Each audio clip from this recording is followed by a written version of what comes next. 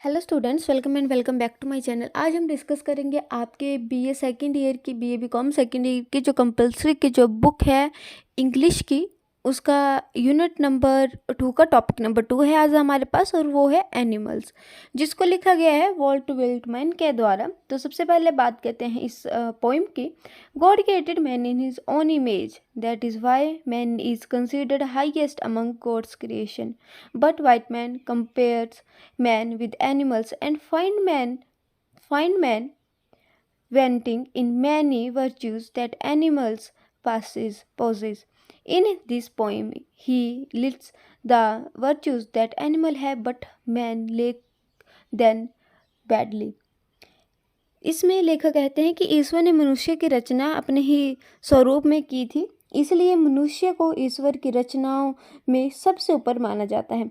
किंतु व्हाइटमैन मनुष्य की तुलना जानवरों के साथ करता है और देखता है कि मनुष्य में वो सब अनेक गुण नहीं हैं जो जानवरों में पाए जाते हैं। इस कविता में वह ऐसे गुणों की सूची बनाता है जो जानवरों में होते हैं, किंतु जिनकी कमी मनुष्य में जो है देखी जाती है। In this poem Whitman compares man to animal. The poet like animal because he sees in them a reflection of himself. Animal don't bow to anyone. They are self-respecting. They have no false notion of respectability. They are simple-hearted and their behavior is dignified. They are glueless and are not troubled by any sense of guilt. They don't have to ponder over their sins in darkness because they commit no sins. They are not tormented by their conscience. The poet says animal as symbols of perfection. Thus, his liking for them is but natural. Moreover, the poet himself has all those qualities which animals have. There is no artificial about his life. कवि जानवरों को पसंद करता है क्योंकि उसे उनमें अपने ही जो है प्रतिबिंब मीन्स उसको ऐसा लगता है कि जो जानवर है वो उसी के समान है। जानवर किसी के सामने झुकते नहीं हैं, वे आत्मसम्मान वाले होते हैं। उनके पास सम्मान भाव की कोई भी जो है झूठी धारणा नहीं होती। वे सरल हृदय वाले होते हैं और उनका व्यवहार जो है वो शालीनतापूर्ण होता है। वे निष्कपट होते हैं और वे किसी अपराध बोध से पीड़ित नहीं होते हैं। उन्हें अंधेरे में बैठकर अपने पाप कर्मों के बारे में सोचना नहीं होता है, क्योंकि वे कोई पाप करते ही नहीं हैं। उन्हें अपनी आत्मा पीड़ित नहीं करती है। कवि जानवरों की परिपूर्णता की प्रतिमाओं के रूप में देखता है। इस तरह उनके प्रति उसकी पसंद का होना स्वाभाविक है। आगे बोला गया है, that is why the poet says I think I could turn and live a while with the animals. They are so placid and self content. He lives a satisfied and happy life. He says no false ambition and is quite at peace with himself. The poet wondered how animal got all these qualities which he himself has in him. The poet finds in animals all those qualities which he himself has. For example, animals don't bow to anyone. They are self-respecting. They are simple-hearted and their behavior is dignified. He has no false ambition and is quite at peace with himself. Say the poet, they show their relation to me and I accept them. They bring me taken of myself. This poem is a poet tribute to animal. He says that what a contrast it is to the world of man. कवि जानवरों के अंदर वे सभी बातें देखता है जो वह सोचता है कि उसके स्वयं के अंदर भी हैं। उदाहरण के तौर पर जानवर किसी के आगे झुकते नहीं हैं, वे आत्मसम्मान वाले होते हैं।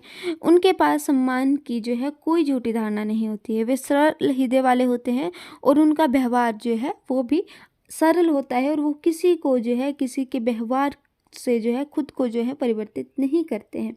आगे बोला गया है कि जानवर निष्पक्ष होते हैं और अपराध बोध से पीड़ित नहीं होते हैं। जैसे मैंने आपको अभी पहले बताया, उसके जीवन में कुछ भी बनावटी नहीं है। कवि कहता है कि उसके जीवन में कुछ भी बनावटी नहीं है। वे एक सादगीपूर्ण, संतुष्ट तथा प्रसन्नतापूर्वक जीवन व्यतीत करता है। आगे बोला गया, man for ever remain disconnected and unhappy. He keeps grumbling about his fate. He is never satisfied and pines for more and more. He lies awake in the night weeping over his sins. He is hypocritical in his behavior. He talks endlessly about his duty to God, but in actual practice indulges in most ungodly acts. Thus we can safely conclude that animals are different from human beings. Conclusion: in last we can say that this poem is the poet tribute to animal. God created man in his own image. That is why man is considered highest among God creation. But man forever remain disconnected and unhappy. He keeps grumbling about his faith.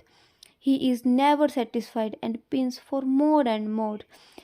अतः last में जो हम ये कह सकते हैं कि मनुष्य जो होता है वो हमेशा असंतुष्ट तथा दुखी होता है।